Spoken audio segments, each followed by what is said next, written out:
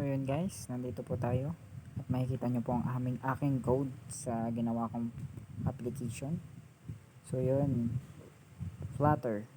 Flutter po yung ginamit ko.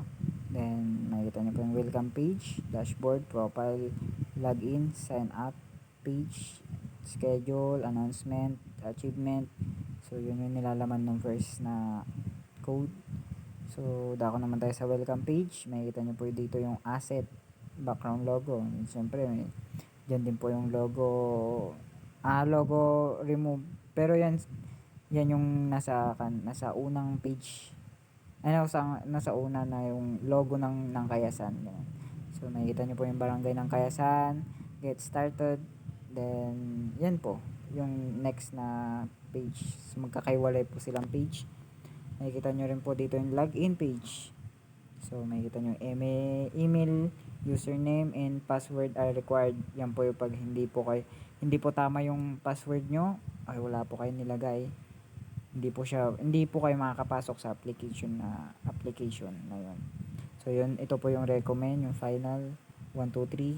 Then makikita nyo po yung dashboard, valid login credential. Pag yun nga po, pag hindi po kayo nag-login, ganun, yan po yung lalabas. Then makikita nyo po yung sign up, forget password, enter your email address, cancel. So dyan na po yun. Then email required, password reset, send link. So yan po yung sign up and forget password. Yan po yun. Yan po yung nandoon. Then andyan din po yung background. So yung background sa application natin. So yung email or username. So makikita nyo rin po yung password. Yan po yung mga code. Size of by access. So yung login, sign up, and forget password yung nasa second page. So yun, dako naman tayo sa sign up. So ito yung page ng sign up. Ganun din po, hindi rin po siya magpapasok sa application na ginawa kung hindi po tama yung password. Then mag-invalid din po yung sa email address kung hindi po siya Gmail talaga o email. Dashboard, sign up. So yun, makikita nyo rin po. Then makikita nyo yung background. So yun, makakapunta po tayo sa email, username, password. Then yun po yung susunod.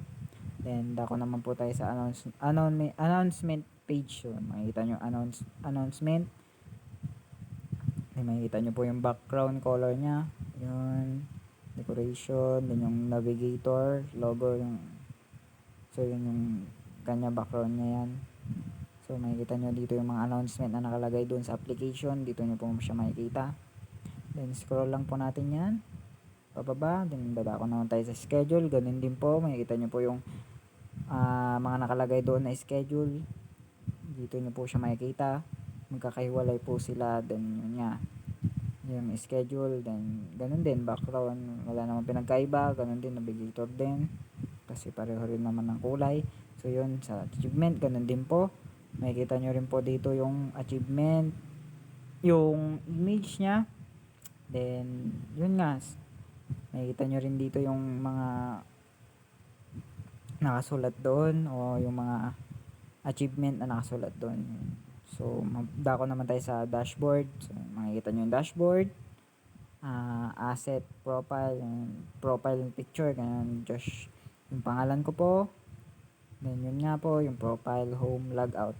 So yan po yung nasa menu. Yan na po yung nasa menu nya. Then yung navigator. So yun, kita nyo po yung schedule. So makikita nyo na po dito yung makikita nyo sa dashboard. Yan po, ito po yung pag inalis nyo po ito, so mawawala po yung mga yan. Hindi nyo na po siya mapipindot. Then punta naman tayo sa homepage, go to profile. Dito na po yung profile. Then yan po, makikita nyo yung mga asset background ganyan. Pero image na po siya ngayon dahil nabago pa yung kanya image. Joshua Suliban. Ito na po yung Gmail, yung name, bio, then barangay ng Kayasan. Then dako naman po tayo sa edit profile page. So makikita nyo po dito, makikita nyo po yung mga code. Baba lang po tayo. Then makikita nyo po yung edit profile. Then makikita nyo yung background nya po na makikita nyo doon sa application. Then, yun nga po, edit profile picture, name, email, bio. Then, pwede nyo na po siyang i-save. Then, dito nyo po makikita yung kulay nung schedule page. Dito po.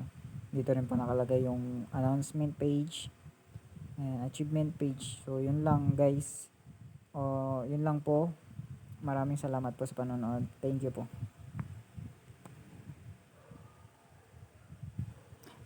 At yun nga po, sana po nagustuhan nyo itong maikling video na ginawa ko. Thank you. And see you in next video.